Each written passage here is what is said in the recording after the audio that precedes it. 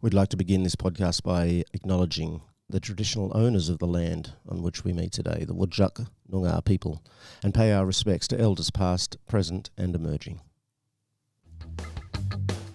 Here we are, back again, episode 16 of Talking Couch Potatoes. Welcome back, everyone, and welcome, Mel. How are you? Yeah, good, thanks. That's good. We had a lovely one last time, didn't we, Mel? And for our listeners who didn't tune in, check it out. We discovered through Bertie that greyhounds are universal blood donors. That's right. I hope perhaps some owners, slaves, I don't never know what to call them. Slaves, yes. Thought about perhaps allowing their greyhounds to We definitely, give blood. I decided, because I didn't even know, we decided after that episode we're going to force probably Bo. I don't think Bunny would not be up for it. I don't think she's got a giving sort of nature about her. Yeah, Bo would. We're not going to force Bo to do anything. We're not going to force him. We're going to ask, request. Ask him. So if you've got any hounds out there, they always need blood. So go out there and give some blood because they're amazing creatures that can be universal blood donors on top of everything else wonderful about greyhounds. But today we have a lovely episode today. I think it's could be a little bit sad as well. Yeah, maybe get your tissues ready. Yeah. I think so. But it's beautiful stories. Yeah. It's all about Dustin. Who's And Dustin, Mel? He is our petition hound, our 2024 petition hound, the beautiful brindle boy that I think everybody has now seen on our social media. But one place they may not have seen him is on a billboard on Albany Highway, about 1 kilometre from the Cannington racetrack. So if you do get the opportunity and you're around that area, go and have a look at Dustin. It's huge. It's big. Yeah. Yeah, if anybody's seen it, let us know. Yep. Put it on social media or... Send us a pic, even. Absolutely. Yeah. Or take a picture of your houndie in front of it, send it in or put it on social media, tag us. Dustin, the poster boy. And we're talking to Dustin's mummy today. Yeah, Sasha. And Yep. Sasha's got a beautiful story. She's amazing. Yep. So stay tuned for that one. In the meantime, we've got some updates. Mel, you've just mentioned the billboard is up. Let us know if you've seen it. Send us your thoughts. podcast@freethehounds.com.au. And it is all for one cause, isn't it, really? And that is the cause to end greyhound racing, which is being facilitated by our latest petition, the 2024 petition. We've got around, I think, 10,000 so far. We're getting Mel. very close to 10,000 signatures, yes. Right, the big 10K mark. You go to our website, you can go to our social media, any of the 4 platforms. You can go directly to the Parliament website and look under current e-petitions and you can add your name there. And it's so easy. I've done it. It's very easy to do. It took me about 30 seconds. Yep. And please try and get other people to sign it as well. We need as many as we possibly can. We want 30,000. Yep. We definitely want 30,000 signatures. The more signatures we get, the bigger the sort of impact that'll make. The bigger the impact it makes, the closer we get to, ending this inhumane, outdated, unsustainable so-called sport. So sign it and get 10 of your mates to sign it, or at least send them the link. That's right. Pledge to get more. The other way you can get signatures, Mel, I've heard, is by turning up to one of the many Free the Hounds events or events that Free the Hounds rock up to with their stalls. And there was one just recently that I went to, which was the Vegan Expo. Yeah. That was on a few weeks back. That was pretty cool. It was fun. It's really nice to be in a group of people that are open to conversation, to just being kind-spirited all round. Yeah, so it was a really nice event. Gemma and myself were there for their full 2 days and we were exhausted but certainly happy at the end of it. Yeah, I didn't see you or Jem all weekend because you worked so hard. I was really upset about not seeing you, Mel. Yeah. So, yeah. Well, it worked out that we were actually getting about 50 signatures per hour, which is quite a lot when you work it back. Right. And Jem is a signature machine, I've heard. She is. She's incredible. Yeah. I've never seen anyone quite like her at chasing people all over the Literally chasing expo, them. literally running after them because I hadn't signed it yet. You know how some of those hounds, they just won't take no for an answer in terms of a pat? Yeah. She's like that with signatures. Exactly. Just, until you sign here, I'm not satisfied. Hard woman to satisfy at the best of times. I'm sorry, I'm getting carried away now. Head along. That's where you can also help out. There's lots of events that Free the Hounds either set up or are a part of. And another one that is coming up, I believe, soon, probably next week or so, is a Poochapalooza. That's right, at Henry Summers, which is a venue in Northbridge, I think, is it, or in the city? I'm not sure which side of the railway line. So, yeah, go along to Poochapalooza. That's Saturday the 4th of May. That's from 1 p.m. to 4 p.m, where you get to meet lots of beautiful hounds. Yeah, a few at least. Yeah, okay. Definitely, yep. I think my boy Bo will probably be there because he Most turns up. He's a bit of an ambassador. Yep. For Free the Hounds. Ambassador dog. So, yeah, and that's where you can also sign the signatures, sign the petition. Yep. And also April was adoption month for greyhounds. Yep. We're still sort of waiting on some of the figures to come out and find out how well greyhounds did during the month. But I think this is a hard place for Free the Hounds to sit, because while we want all these greyhounds to get homes, obviously that's a no-brainer, it also paves the way for more kennel space for more dogs to be bred into this industry. Which is what we don't want. Exactly, which just continues the cycle. So this is why, I guess, in the background we work so hard to try and phase it out, because where is the end point? Yep. But that's not to take away from all the wonderful work that rescue groups do, foster carers do, you know, everybody that tries to help rehome these dogs. You are absolutely brilliant and so important. And essential. But at the end of the day, let's work towards ending it so that we don't have this problem anymore. And because then also for every home that has a greyhound, you've got a dog sitting at the Dogs Refuge Home or at Swan Animal Haven or at the Staffy Bully Rescue, all of these other places that are overflowing with dogs and not being able to take any more in. One thing that has happened as a local rule here for racing, because we've spoken to Racing and Wagering quite often about the fact that trainers are giving dogs away for free on Facebook, on Gumtree, which isn't against the rules of racing, provided the dogs are desexed and have had their teeth cleaned professionally beforehand. But in the interests of welfare, there is a requirement now to accept the return of the greyhound within 28 days or as otherwise ordered by stewards.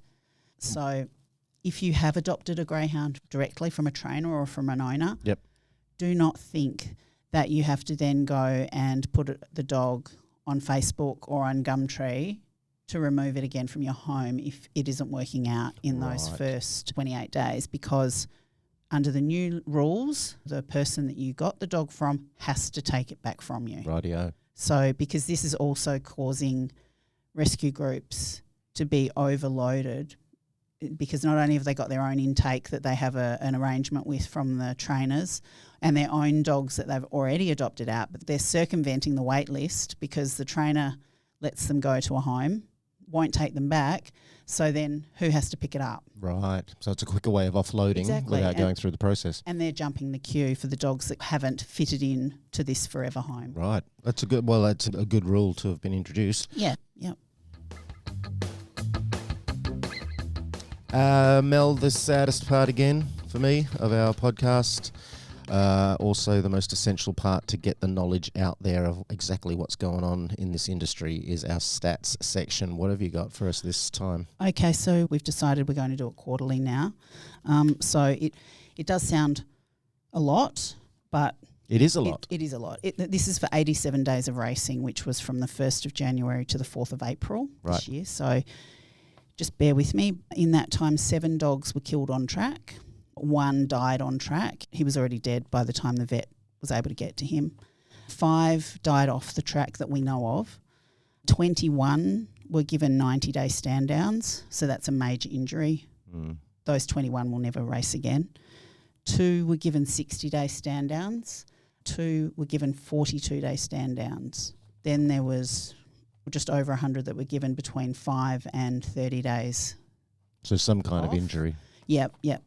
Then there was 109 that had to be vetted but was seen to have no apparent injury. We never know whether that's correct or not. And then there was 206 that were injured off track.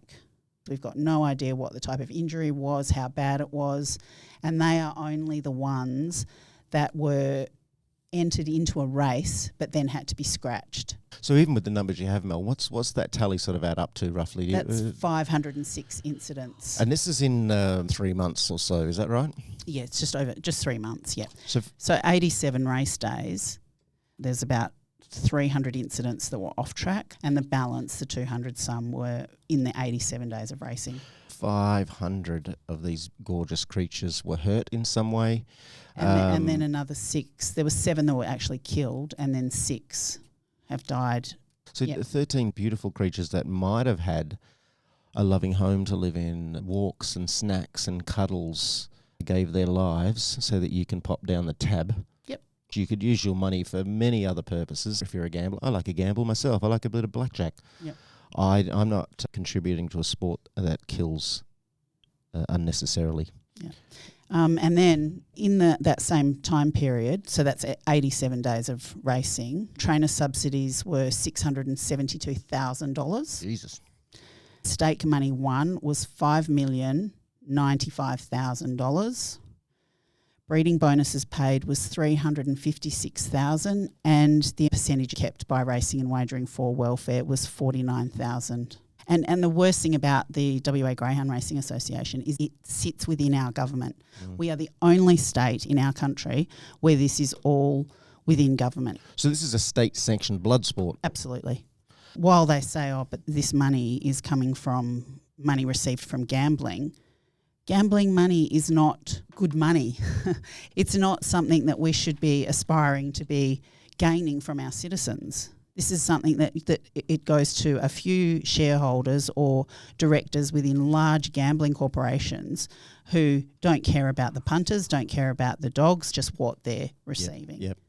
On the financial part, Mel, a couple of episodes back, episode 14, we had a great chat with Sebastian Broadhurst, who is quite an amazing economist, did a deep dive into the figures that this industry uses. Yep. And that illustrates very clearly just what you just said, that this is a value dumping industry, not a value adding industry. Exactly. There is a report that Sebastian wrote for us, and that is on our website. freethehounds.com.au, episode 14, and it's really worth a listen. It opened my eyes. I'm always interested in just the welfare aspect for these doggies, but as you've said before, Mel, governments listen to where the money goes, and our money is going into a pit of despair. It really is. Speaking of the financial impact, Mel, what is the total for the last few months? Okay, so a total of $6,174,292. Wasted spent. dollars poured into a dying industry. And this is your government, your state government, and your, I guess, state economy that's being sort of drained and to prop up this industry. Please go and have a listen to episode 14. Sebastian tells it a lot more eloquently than I do. Alrighty, Mel, those stats always bring me down, but I'm always brought back up again when I hear some of the stories about the beautiful supporters that Free the Hounds have, the volunteers, the people who work on the periphery in fundraising. Today we have Sasha with us. Sasha is a friend of Free the Hounds, does a lot of work in the greyhound space in terms of fundraising with Gower, and she's just a lovely person who has a very, very lovely boy who is the poster boy. He is our poster boy. Everybody's seen Dustin this year. Dustin is the 2024 Greyhound Petition poster boy. Yes. Hi, Sasha. Hello there. How are you? How are you? I'm very well, thank you. That's good. Lovely to have you here. Thank you. Today, I think we just wanted to talk a little bit about Dustin, but also I know that you had a previous hound as well, Lena. Correct. Yes, I did. Tell us a little bit about sort of how you met and how that came about, and sort of how you first discovered greyhounds. Was Lena your first discovery? Lena was one of the first 2 greyhounds I actually ever met in person. My partner Jay and I, we decided we wanted to adopt a rescue dog. Yep. Hadn't worked out what kind of dog yet. Went to an event at Whiteman Park, and a different Perth rescue group, Greyhound Angels, were there. Oh. And they had 3 dogs there. Beautiful big boy, Sonny, who was very happy to see everyone, and then Lena off to the side. It was like she bided her time, waited for us to be ready, and with no other dogs around us, and led her. And then introduced herself. Led her foster carer towards us, and that's lovely. lay on the grass, put her head in my lap, And Jay just said to me, I'll fill in the paperwork. It's interesting how they choose you, isn't it? Yeah. I had a similar experience. There was a whole bunch around, and all of them sort of were happy to see me and everything. But Bunny, I knelt down. She just ran up and literally wrapped her front legs around my shoulders and said, "Hi, Dad." And that was it. Done. Oh. So that's so lovely. It's gorgeous. Yeah. So that was the day. Yeah, that was the day. So that was back in October 2016. Yep. Greyhounds were becoming popular in the community because there'd been the whole expose about live baiting, greyhound conditions across Australia. I'd actually started liking some of the the greyhound groups in Western Australia prior to meeting Lena. And I do recall saying to Jay one day, "What about a greyhound?" And he said, "I think they need a lot of exercise." That's exactly and I was what like, I said. Well, apparently not. Yeah. Wow. Did you know much about greyhounds, or did you sort Zero idea. I'd never even been to the races myself in my life. Yep. Honestly, I think I thought what most people thought, they were dogs bred just for that purpose. Me too. That's such similar They experiences. Yeah, they didn't come into my... As pets, as companions. Yeah, that's right. The most beautiful companions you can have in the world are viewed as something completely different. Yes. Yeah. So you took Lena home. Yeah, next day, but like we knew overnight there was not going to be any backing out. We were talking about what to buy her, what beds she would need, what food she would need, where she would sleep, everything. And the next day we were straight to Kmart to go and get some stuff because we had to wait until like 2:00 in the afternoon. And then, went up to Wanneroo and met the guy and walked her around. And we said, done. Decision hasn't changed. Deal done. Part of the still want family. her. And she came home. Was she a real mummy's girl to begin with, or because we find with our two, there's Bunny's the daddy's princess, Bo's the mummy's boy. How did that go? Do you know? I think the whole time that she was with us, she was very much. She formed a triangle. She helped us form a triangle. It was Jay, Lena, and me. Yep.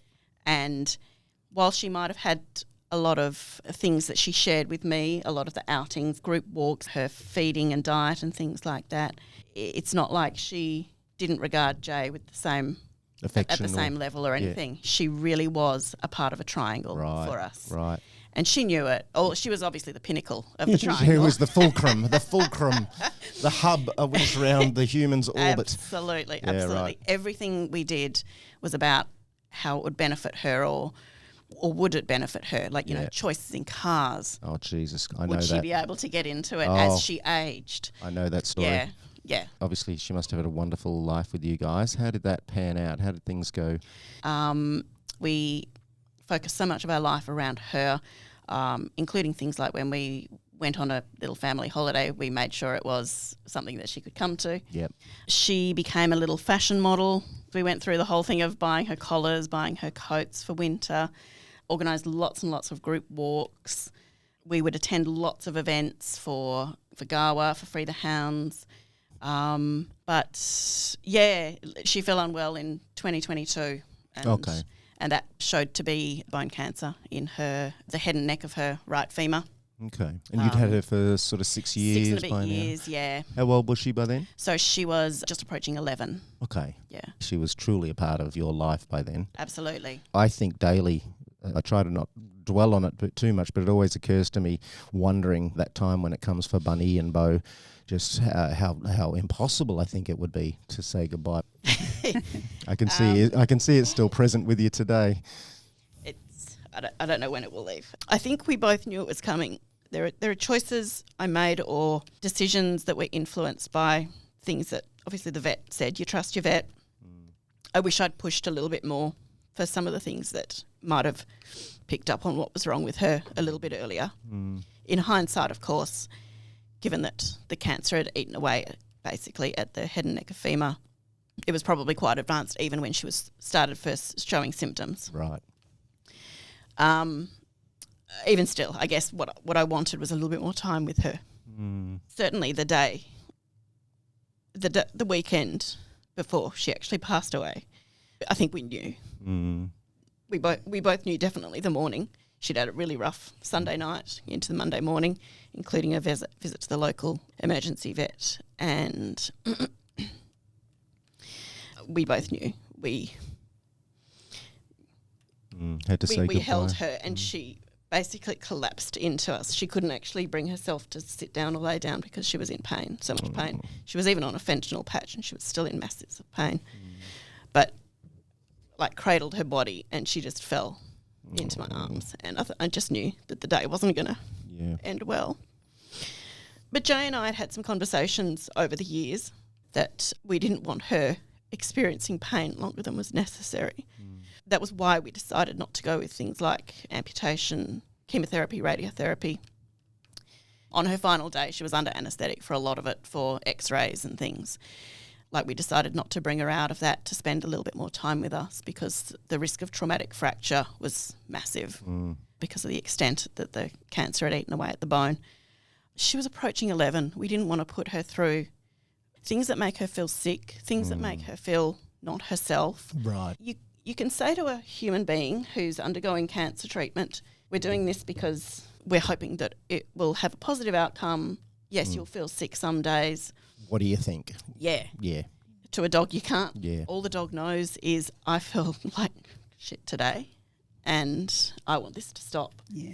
That must have been so tough, I imagine, weighing that calculus up, though, because I imagine the pull to have more time must have been so strong, and yet thinking, you know, how do I not be selfish in a sense? Truthfully, it was actually a really easy decision. Yeah. I loved her so much. Yeah, wow. I was going to say, Yeah. when you're at that point, I don't think it even comes into it. I think you just know, because you can't bear to see them suffer. Yeah. We wanted her pain to stop. Oh. She didn't deserve any more. She'd already had enough. Yeah, it was actually a really easy decision, and I would make it 1,000,000 times over, and I have no doubt that I will be making it 1,000,000 times over. You gave Lena 6 wonderful years Yes, in a loving she family. gave us 6 wonderful years. That's She beautiful. was one of the very first greyhounds I met. She was one of the hounds that was so sure in the love that she was being given from her family, and that she knew that she was cared for. And that just makes you feel so bad for all the dogs that are in kennels that never get to experience that. Yep. That's a gift that you've given, and that all those who adopt greyhounds have a chance to give. So let's get out there and Exactly, and do just it. end it, because they don't deserve it. No. And the reason that they are used so much for racing is because they are so loyal and so just... Inclined. willing to give. They're an incredible dog. That's why they've been alive for so long. That's why they've been continued to be bred, and we've seen them throughout history, because they are remarkable. Resilient. Yep. And should be revered, not used Yep. for money. Thank you so much for sharing that part of your story. Thank you for letting me talk about her, actually. Oh, I it's know this been- is meant to be about Dustin, but I really admire and very grateful that you're willing to share that part of the story, because it's a part of every greyhound mummy and daddy's story. And everyone has that dread. I have it every day. yeah. I just wonder what an impossible task it will be to bid farewell to my princess and my good boy. There is more to the story, though, as we know. Lena would never be forgotten or replaced, but you did have the sort of temerity to step back into this heart-wrenching thing that we do as greyhound lovers and adopt another beautiful boy. Yeah. How hard was that, and what sort of process did you go through in time before you thought, I'm going to risk having my heart broken again here? So it was a pretty quick turnaround, and at risk of that sounding heartless, we did it because we had seen the escalation of posts seeking fosters and encouraging people to adopt. It was something that Jay and I had spoken about while Lena was still alive. Would we take on another dog? Yes, the answer was yes, absolutely. And would it be a greyhound? 100%. No other breed. Yeah. We don't need the other breeds. I've said this before, frankly. I've got nothing against them. They're lovely, but they're not necessary. We have greyhounds now. Exactly. The question there, the really important question was how long after Lena died. And I had so many routines with Lena throughout every single day, and I just felt totally lost once she'd gone. Right. Totally lost. And it was literally only about 3.5 weeks after she'd died. And I said to Jay, I think I need to talk to Ellen from Gawa about maybe we should do some emergency fostering. We don't need to adopt a dog. We don't need to give away our heart again to another dog so quickly, but we can still help the fostering community. And he agreed. So I literally went to them one Saturday at the markets and said, we're thinking of doing this, emergency fostering, respite fostering, that kind of thing. What do you think? And I got a message on the Monday morning from Tony saying, can I call you? So I called her and she said, we're in a bit of a pickle because we've got Dustin. His current foster is about to leave the country in 2 days. We need someone for him to go to. And we're like, okay, all right. Just as an emergency stopgap. A bit of a stopgap, that's fine. That's what we were intending to do. But he is special. The end of the story is Dustin is still with you, right? That's Yes, So it was not an emergency stopgap at all. It's a foster fail, as they say. It took a couple of months for the foster fail to actually happen. But look, Dustin was in foster with Gawa for 3 years, a full 3 years. Oh, dear. I've looked back at his history and the original posts about his fosters were around about December 2019. I've had a look as well at different fosters he's been with, and he has been with something like 8 or 9. Right. Fosters, a couple of actual unsuccessful adoptions. Yeah. His complex history of fostering was because of his reactivity, anxieties.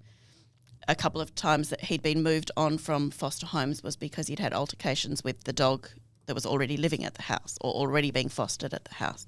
Right. A couple of times he did bite the humans. And that's fairly unusual, isn't it? Is it for greyhounds, Mel? Yeah. Yep. So he had some particular needs then, Dustin, quite definitely. special needs. Yeah, he had basically a lot of it comes down to a lack of trust in humans. Right. Humans in general, lack of trust in other dogs as well, which I guess stems from the humans because I'm guessing things have been removed from him, taken from him, given and taken, things like that. So he's developed this mistrust of humans. He might have been hit. He does react to certain gestures, like he'll flinch at certain gestures, or if you linger around an ear too long, he'll flinch and growl and snarl and things like that. But he was showing us signs of desperately wanting close contact, human contact, affection from the very first day. So underneath these troublesome behaviours was a yearning actually for some trust and some closeness. There really was. He would lean against you. He would look up at you with these beautiful eyes, and there was no anger or aggression in them. He was just looking at you and saying, please just give me time. Right. That's lovely. Time and patience. That's so lovely that you gave him that time and patience, because this is a traumatised dog who doesn't know how to behave, and people are dismissing him because of that behaviour, and actually, as you said, he just needed a bit of time and some love and some... Look, I mean, I don't want to come across as being the saviour or anything like that, but it really is about giving time, and not everyone can give that kind of time or has that kind of home life that can do all of that. We don't have a lot of visitors to our home, really don't. We can keep things quiet. Not everyone has that. Yep. I was doing a lot of work from home in those days as well. Like probably 80% of my work was work from home.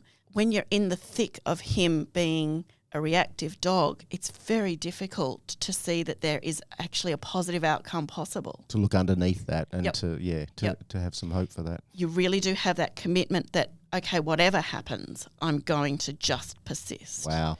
But again, not everyone can do that. Yeah. People have children, families, visitors, carers, all sorts of people coming in and out of their homes and things like that. And in fact, one of the foster homes he was in was someone that was having carers coming in and out all the time. It was just never going to work. I get the sense, Sasha, that it was a bit of a rehabilitation process that you've gone through with Dustin. Can you give us a sense of what was required for that period when he was really most troublesome? We implemented what we call the paw of permission, because one of the things he does do is he'll give you his paw. Yep. So we called it the paw of permission. You could put out your hand to him, and if he gave you his paw, then you could just hold on to the paw, not cling it and not go and rough him up or anything like that, but just allow him to keep his paw there. So that was his paw of permission. That's lovely. I love that. We also have what we call passive affection. If he comes to us and leans against us for affection, that's fine. Yep. Let him do that. That's consent. Don't start roughing him up. Right. Eventually you can get to that stage where you can, but for a long, long period of time, you've just got to allow him to make the contact on his terms for the amount of time that he wants, And let him set his own boundaries. Yep. Yeah. And we still do that. He can jump up onto the bed with us and lie between us, and we just let him. We don't touch him. We don't reach out and stroke him, give him a belly rub or anything. Just let him lay however he wants. And how's he come along? When you think of the Dustin you first met, and how long's he been with you now? About 15 months. 15 months. What sort of change have you seen? Has there been some significant shifts? He's relaxed. Look, he's still very reactive towards strangers, human and dogs. I don't know if that's going to change. I'm under no desire to push him and make him uncomfortable just to change that, because there's no real need. All dogs don't have to interact with other dogs. No. All dogs don't have to interact with other humans, except for maybe a core group of humans. Yeah, if they've got their secure base, which you've provided. Yep. That's all he needs. Yeah. He gets, walked twice a day minimum. We take him absolutely everywhere we can. He's always got his signs on him. He's got a nervous collar. He's got sleeves on his lead that say "Don't pat" and "nervous." So we try to keep people away from him to keep him below threshold. I'd like to get a couple of those for myself, actually. Keep some people away. Can we look into that? They work. They really do work. But he is just, I think relaxed is the best word for him. Right, so he's managing whatever he's been through better than he maybe not acting out so much, especially with you guys. For sure. First of all, what an inspiration to put all that work in, Mel. Oh, absolutely. To take the time, the energy, the patience, to have that hope for what might be rather than look at what is. I actually knew Dustin when he first came into Gawa. I took him to his first ever forever home, and then when he was returned, it was a lovely family. It clearly wasn't the right home for him, and then he was going back to the same foster carer, which was good for him because at least there was some continuity. But again, there was other dogs coming in, which was not ideal, upsetting for him. But I said to Sasha when I found out that she actually had Dustin with her, I said, do you know what? He was waiting for you. And Lena knew. Lena had some part to play in this. I know that sound silly, but she would never have wanted Sasha, who's just a wonderful human, and Jane not to be able to help somebody like Dustin. Right. So I'm just sure everything just came together. Honestly, he's just a changed boy. He is. I've always said a naughty boy just needs a good woman.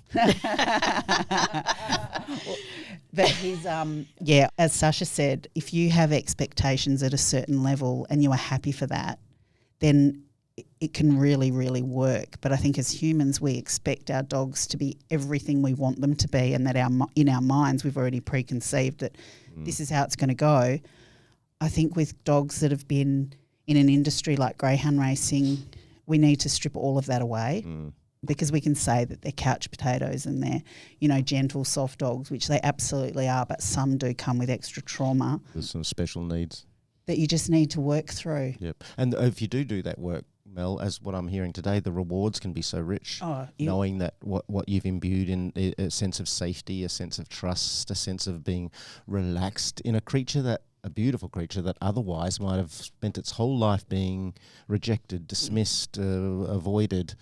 Absolutely. So what a beautiful reward, I guess, you've given to Dustin. That's actually why we chose him as our poster boy, because he is one of the ones that the saddest stories ended beautifully. But I know further across the country, and especially in states like the Northern Territory, that it would just be rife with dogs like him because there's just no homes for them. There's so many of them, and a lot of them are on rural properties away from people, so they never get away from care them, they need. Could we put a shout out then to anyone listening, anyone with some sort of, I guess, the time, the patience, the knowledge, or the willingness to get that knowledge to support one of these more troubled hounds? Get in touch with Free the Hounds, freethehounds.com.au. Or Gawa. We can put you on to Gawa and some other people, or we can answer queries. Podcast at freethehounds.com.au. Sasha, do you have any advice for those people I'm shouting out for, the people who might have some capacity to care for, rehabilitate, love these sort of hounds with more special needs? What sort of advice would you give? I think probably anyone that's even contemplating fostering or adopting a greyhound in particular, got to lower your expectations a notch. I guess for the last year, while I was more involved in the fostering side of things with Goa, I heard of so many instances of greyhounds going to their forever home, but within a matter of days or weeks they were returned because of things like sleep startle. We had to get used to anxiety. that sleep startle. That was a shock to me because I didn't know anything about hounds either. It's terrifying when it first happens the first couple of times. It really was, and I sort of got angry initially until I did some research. I would say, "Don't you buck," and then I realised, no, it's me. It's my issue. It's not hers. Exactly. She's fine. Yep. This is what they do. That's right. I just had to learn. You're waking her from a deep slumber. Exactly. So don't do that. Yeah. Basically. When you're taking on a rescue dog, and it doesn't even just apply to greyhounds, but all rescue dogs, yeah, I think you've got to just bring your expectations down a notch. They are not necessarily going to be absolutely perfect for you immediately. There are things that you're going to have to modify about your life, about your behaviour. So, but still, do it. Oh, I was just thinking, and with such rich reward for doing so. Yeah. That's the thing. It's so worth the reward at the end. I just don't think there's anything quite like it. Whenever I talk to anyone now, and you know my story, I've mentioned it many times, said to Gemma, why would we get a greyhound? They're made for racing. They're not real dogs. Now, if anyone asks me, just get a greyhound. They've got everything you could possibly want in a creature. They're loving, and as you said, they can be trouble, but they're the best kind of trouble in a way because they help you grow as a person through that process. Yeah. It's been wonderful. I just wanted to check in with you, Sasha. I'm wondering, from your perspective, how much of what Dustin went through in terms of racing and I guess the kennel environment, how much of that do you think a precipitant for a lot of his troubles? Given that it would appear from the research that I've done into his history, the reason for him being moved on quickly was his mistrust of the humans and having an altercation with the other dog. I would absolutely say that there has been an impact from lack of socialisation in his kennel life, for sure, and disregard for any needs that he might have had for companionship and affection, even just kind words. Because I guess the focus, pro racers will say, no, we love our dogs and we treat them well. We could take a fair guess that the focus wouldn't be on play, though. It wouldn't be on companionship. It would be on racing. It would be to get them as fast as possible. I mean, that's a reasonable assumption, wouldn't it? Yeah. And also, I think with dogs, the more that they're looking into the way that their behaviours are formed and the way that they learn safety and things like that, is to have a safety net. And it doesn't matter whether that's one human, two humans, their mother, their litter mates for a longer time. If these dogs are being separated too soon from their mother, being isolated in separate kennels, even if they're sort of near each other, it's still not necessarily enough. And if they're being passed from different trainers to different rearers, they're not going to have that security from a young age. Not forming a bond of any sort. A bond, that's right. It's just like this base, this secure base to learn from and to have that confidence to grow and to learn new things and to take them on. Because without that safety net to come back to, they won't even go and socialise. Even if they are put in a whole bunch of dogs, they won't leave you because they don't have that confidence to go and do that. It was interesting when Sasha was talking about Dustin's behaviours, but underneath the behaviour was a real desire for connection. Working in the mental health field outside of this, we would call that an insecure attachment or a disorganised attachment, and that is actually caused from those formative years not having the secure base and the secure bond. And what we do see as this acting out behaviours, it's not saying get away, it's saying I need closeness and I've got no idea how to do it because I've never experienced it. Wow. So it was. That was, This has been really one of my favourite chats, I think. It's a different level, isn't it, when you talk about the bonds that you can form. You've moved me today, Sasha. I really appreciate you coming in. Dustin, what a star, our little poster boy. I'm glad we've had a chance to talk about Dustin, and I'm glad we spoke about Lena too. We think it's important, Sasha, to talk about things like this, to talk about Dustin, these hounds that have had these life traumas. And if anyone listening who is sort of thinking of adopting or fostering and is maybe a little bit sort of scared off about that, you're not doing this on your own. You've got the support of Free the Hounds Gar, I believe offer some really good support to do that. So you have your own little net of safety and support to manage this gorgeous creature that needs its net as well. Yep. Yeah. This has been lovely. Mel, did you have any final thoughts? No, just thank you to Sasha for coming on and, for inspiring me to do more in greyhound advocacy too, her and Jay. I remember I helped them at a Gawa fundraiser years ago, and that was one of the first times I think I ever volunteered. So, that was where I got started. Mel's amazing. I've got two inspirations in the room at one moment here. Thank you so much, Sasha. That was just lovely. Very moved by our conversation. Thank you for being here. Please give Dustin a pat for us when you get home. I will. And head along. A gentle one. Yes. And head along to the Free the Hounds events, and you might even be able to meet him. You might even get an autograph if you get Paul permission first. Yes. And you can see him, as we were speaking earlier in the episode, about the billboard. Yes. He's on Albany Highway. He's a very handsome boy. He is beautiful. All right. Thank you very much, Sasha. So much, That's it for Sasha. today. So that brings episode number 16 of Talking Couch Potatoes. Thank you for listening. Please listen in again next time. We've got a couple of houndy supporter kids coming to say hello. So please listen again. The more listeners we can get, the more noise we can make, the closer we'll get to one day releasing the Hounds